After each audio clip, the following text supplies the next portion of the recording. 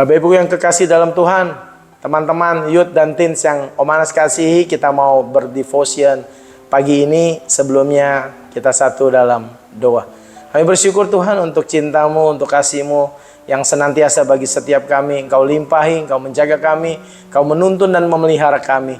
Sebentar kami mau bersaat teduh, tuntun dan sertai senantiasa agar firman yang kami renungkan boleh menjadi kekuatan untuk kami menjalani hari-hari bersama-sama dengan Tuhan. Dalam nama Yesus kami berdoa dan mau merenungkan kebenaran firman. Haleluya.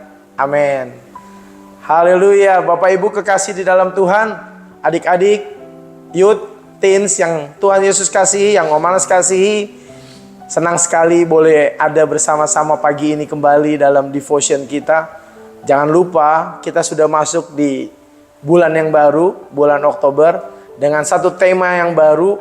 Tema dari bulan Oktober adalah kaya di dalam Kristus. Haleluya. Dalam tetap satu bingkai, tema besar kita di 2024 adalah barang siapa menang.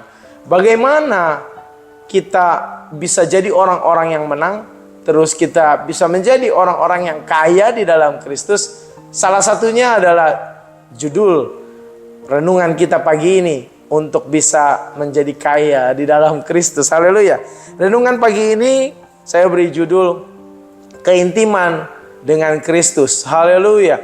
Apa hubungannya keintiman dengan Kristus dengan kekayaan di dalam Kristus? Kita mau merenungkan pagi ini. Ya, seperti kita tahu tema di Oktober adalah kaya di dalam Kristus. Itu dari Wahyu pasal yang ketiga, tentang bagaimana jemaat di sana merasa kaya, tetapi Tuhan nyatakan miskin. Oleh sebab itu, keintiman dengan Kristus itu yang membuat kita dipandang oleh Kristus menjadi kaya. Saudara yang kekasih di dalam Tuhan, renungan tema pagi ini saya merasa sangat penting, sangat mendalam dalam perjalanan kehidupan rohani kita, dalam perjalanan iman kita. Kenapa? Karena kaya di dalam keintiman dengan Kristus. Keintiman dengan Kristus menjadi poin yang sangat penting. Kenapa? Karena Kristus adalah sumber dari segalanya, sumber kekayaan sejati, sumber dari kehidupan rohani, kekayaan rohani yang sejati, yang sesungguhnya. Oleh sebab itu, tatkala kita memiliki keintiman dengan Kristus, kita bisa melihat apa yang bisa dinilai oleh Tuhan dalam kehidupan kita. Ada beberapa poin yang kita mau bahas pagi ini yang hubungannya erat dengan kekayaan di dalam keintiman ini. Yang pertama adalah panggilan kepada keintiman dengan Kristus dari 1 Korintus pasal 1 ayat yang ke-9. Ini natsnya. Berkata demikian, Allah yang memanggil kamu kepada persekutuan dengan anaknya Yesus Kristus, Tuhan kita adalah setia. Kita diingatkan bahwa Allah adalah setia. Dia memanggil saudara dan saya, Bapak Ibu, adik-adik youth dan teens, bukan hanya untuk menjadi pengikut, bukan hanya sekedar menjadi followernya Kristus. Ya, Kristus kalau hitung-hitung followernya nanti bisa kalah ya sama mereka-mereka yang ada di IG dan lain sebagainya, di YouTube dan lain sebagainya. Bapak Ibu yang kekasih, kita bukan hanya sekedar jadi pengikut Kristus, tetapi kita benar-benar meneladani Kristus, melakukan apa yang Yesus kerjakan, menjadi murid. Dan kita setia dalam perjalanan kehidupan kita, dalam keintiman dengan Tuhan.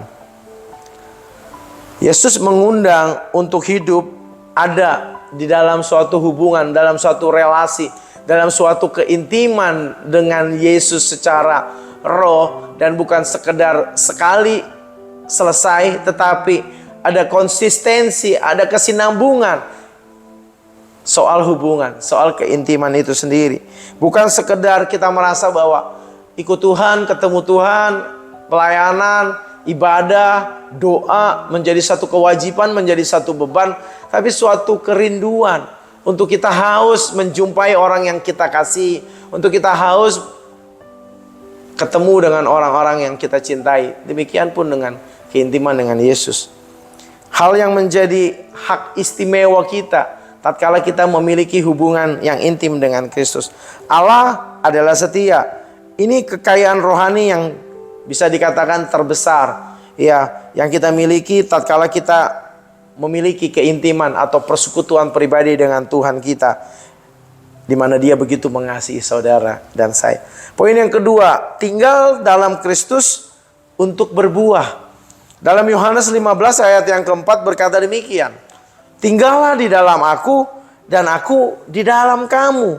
Sama seperti ranting tidak dapat berbuah dari dirinya sendiri, kalau ia tidak tinggal pada pokok anggur, demikian juga kamu tidak berbuah jikalau kamu tidak tinggal di dalam aku. Hal ini mengajarkan satu keintiman yang luar biasa. Kalau kita tidak tinggal di dalam Yesus dan Yesus tinggal di dalam kita, artinya apa? Ada keintiman yang luar biasa, menjadi satu di dalam Kristus. Kita baru bisa berbuah. Ini panggilan keintiman, panggilan untuk mendekatkan diri, untuk saudara dan saya memiliki buah dalam kehidupan kita hari lepas hari, dalam kehidupan kita secara rohani.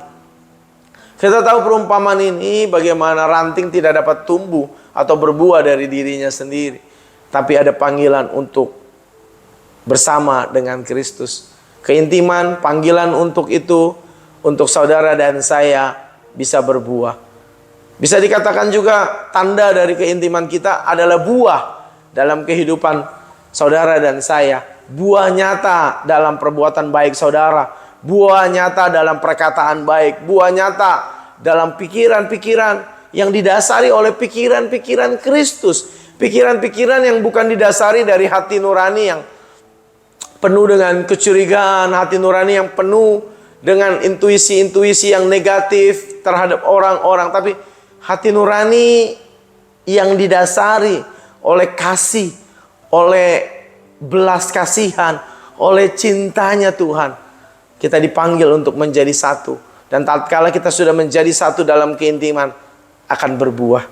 Haleluya. Poin yang ketiga, ada kekayaan dari hubungan intim yang kontinu, terus menerus. Dalam keintiman dengan Kristus berarti kita memiliki harta yang tidak dimiliki oleh orang lain, harta yang tidak bisa dibandingkan dengan apapun yang ada di dalam dunia ini.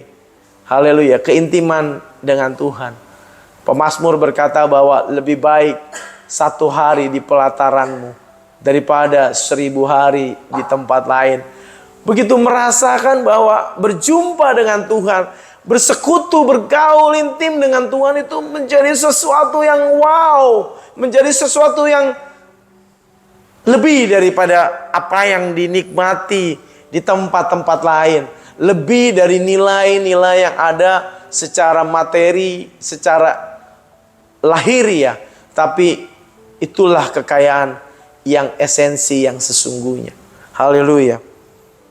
Sumber kekuatan bagi kita tatkala kita menghadapi tantangan, tatkala kita menghadapi cobaan, kesulitan, adalah hubungan, adalah keintiman dengan Kristus. Kesimpulannya, Bapak Ibu kekasih di dalam Tuhan, Allah setia memanggil kita untuk ada masuk dalam persekutuan, untuk tinggal di dalam Dia, untuk terus bersekutu dengan Dia, untuk kita berbuah. Coba bayangkan, tatkala kita nggak bisa ketemu, nggak bisa berhubungan, berkomunikasi dengan orang-orang yang kekasih karena satu dan lain hal keterbatasan yang luar biasa. Betapa bayangkan, begitu menderitanya kita, begitu kering, terasa hampa. Ya, kita menghadapi persoalan, mungkin kesulitan hidup, kita nggak mampu. Tapi tatkala kita jumpa dengan orang-orang yang kita kasihi, bersekutu, ada jalinan, ada keintiman, kita kuat hadapi tantangan dan kesulitan dalam kehidupan ini. Kita mampu, kita menjadi orang-orang yang tough, yang tangguh. Haleluya. Oleh sebab itu, Bapak Ibu yang kekasih di dalam Tuhan, ayo jaga dan terus ciptakan keintiman dengan Kristus. Itu adalah kekayaan juga yang sesungguhnya dalam kehidupan kita. Saya tutup dengan satu quotes dari seorang yang luar biasa, seorang yang bernama Rick Warren. Dia berkata demikian, hidup yang dipenuhi oleh keintiman dengan Kristus menghasilkan buah yang tak ternilai. Buah yang tak ternilai ini pun kekayaan yang luar biasa. Jadi kaya bukan sekedar jasmani saja, tapi kaya dengan keintiman dengan Tuhan. Dalam nama Yesus kita mampu jaga keintiman dengan Tuhan. Tuhan Yesus memberkati. Haleluya. Kami bersyukur Tuhan, terus kami mau intim dengan Tuhan dan itu kekayaan yang sesungguhnya. Haleluya. Amin. Sampai jumpa dalam devotion selanjutnya. Shalom.